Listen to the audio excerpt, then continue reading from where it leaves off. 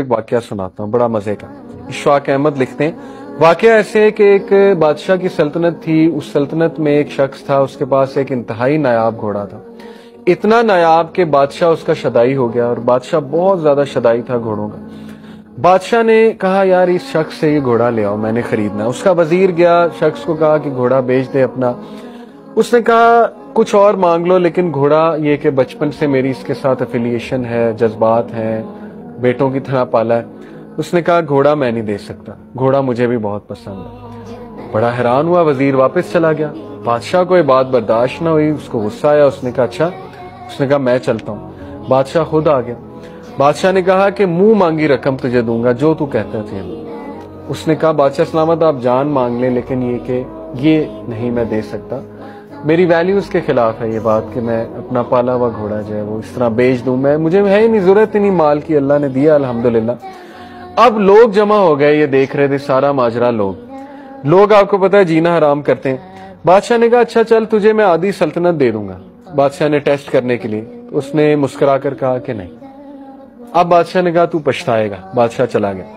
لوگ آ گئے, لوگ نے کہا کہ یار تو اتنا بدبخت ہے, دیکھ تو اتنی بڑی آفر ہو رہی, کیا یہ گھوڑا, ایک گھوڑے کے پیچھے تو نے بادشاہ کی یہ آفر ریجیکٹ کر دی. وہ مسکرایا, اس نے کہا مجھے پتا ہے میں نے کیا کیا, میری ویلیوز کے خلاف ہے, میں یہ برداشت نہیں کرتا میں اپنی کوئی پالی ہوئی چیز کسی کو ایسے ہی پیسے میں دے دوں. لوگوں نے کہا تو پچھتائے گا. اس نے کہا اللہ مالک. اب ہوا یہ واقعہ آگے جاتا ہے کہ وہ گھوڑا بھاگ گیا استبل سے تقریباً چند دن بعد. اب آپ دیکھیں لوگوں نے کس طرح مینٹل ٹارچر دیا ہوگا. لوگوں نے کہا کہ ہن آرام ہے, اگر اس گھوڑے کو بیچ دیتا تو آج تیرے پاس پیسے بھی ہوتے, آدھی سلطنت کا بادشاہ بھی ہوتا. کیا ملا, بھاگ گیا. ایک جانور جس سے تو نے وفا کی, دیکھ جانور نے تیرے سے وفا نہیں کی, چلا گیا. وہ مسکرایا, اس نے کہا بس یہی تھا قسمت میں, کوئی بات نہیں, میرا اس کا ساتھ اس طرح لکھا ہوا تھا. اللہ تعالیٰ نے جو دینا ہے دینا, ہو سکتا ہے اللہ مجھے اس کے بدلے بہت کچھ دے دے. اب ہوا یہ مزے کی بات, لکھنے والے لکھتے ہیں کہ وہ گھوڑا اپنے پیچھے 12 گھوڑے لے آئے جنگل سے. وہ گھوڑا ایسا تھا, گھوڑوں کا سردار تھا. اب جب وہ 12 گھوڑے اس کے پیچھے آ گئے تو لوگ پھر جمع ہو گئے. اب لوگوں نے رویہ چینج کر لیا. بتانے کا مقصد پتہ ہے کیا رائٹر کا, کہ لوگ چینج ہوتے ہیں واقعات کے مطابق, حالات کے مطابق.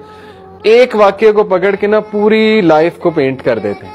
اب لوگوں نے کہا اچھا تو تو بڑا عقل مند ہے, تو نے تو اس کو ٹرین کیا ہوا تھا, ہمیں تو پتہ ہی نہیں, اصل میں تو 12 گھوڑے اور لانا چاہتا تھا تاکہ ایک کی بجائے 13 گھوڑے بیچیں اور تجھے زیادہ مال ملے. تو وہ ہنسا کہتا نہیں تم لوگ بیوقوف ہو, ایسی کوئی بات نہیں, بس اللہ نے دینا تھا, اللہ نے مجھے اس کے بدلے دیا, اور میرا اللہ پہ بلیف ہے, جو ہوتا ہے بہتری کے لیے ہوتا ہے. وہ ابھی تک رائٹ انٹرپریٹیشنز کر رہا ہے, ٹھیک ہے. اس کے بعد یہ ہوا کہ اس کے گھوڑے پہ اس کا بیٹا بیٹھا ہوا تھا, اکلوتا بیٹا. گھوڑے نے اسے گرایا, اس کے بیٹے کی ٹانگ ٹوٹ گئی. اب وہ پھر آگے, لوگ دیکھا منوس گھوڑا ہے, تیرا اکلوتا بیٹا, تیرا کون سہارا بنے گا. اس نے کہا بھائی دیکھو یہ اللہ کی طرف سے ہوا ہے, اللہ مالک ہے, میرا سہارا اللہ ہے.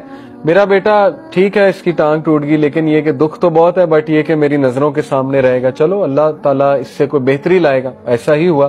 جنگ چھڑی اس میں علاقے میں, اور اس تک دور کا رول تھا کہ ہر ایسا بچہ جو چل پھر سکتا ہے اس کے ہاتھ میں تلوار پکڑائی جاتی تھی کہ آجو بھائی. اس کے گھر سولجر آئے بادشاہ کے, دیکھا کہ ٹانگ ٹوٹی ہے بیٹے کی, انہوں نے کہا یہ تو ہمارے کسی کام کا نہیں, اس کے بیٹے کو چھوڑ کے چلے گئے. اب لوگ پھر آ گئے, کہتے تو بہت خوش قسمت ہے, تیرا بیٹا تیرے پاس ہے, لختے جگر ہمارے بیٹوں کو لے گئے, رونے لگ گئے, یہ وہ ہمارا کیا بنے گا, یہ وہ. اس نے کہا I've had enough, تم لوگ ایک نمبر کے بیوقوف ہو, اور تم لوگوں کا مسئلہ یہ ہے کہ زندگی میں کوئی ایک حادثہ ہوتا ہے تم اس کو پکڑ کے کنکلوژن پہ پہنچ جاتے اور پوری لائف پینٹ کر دیں.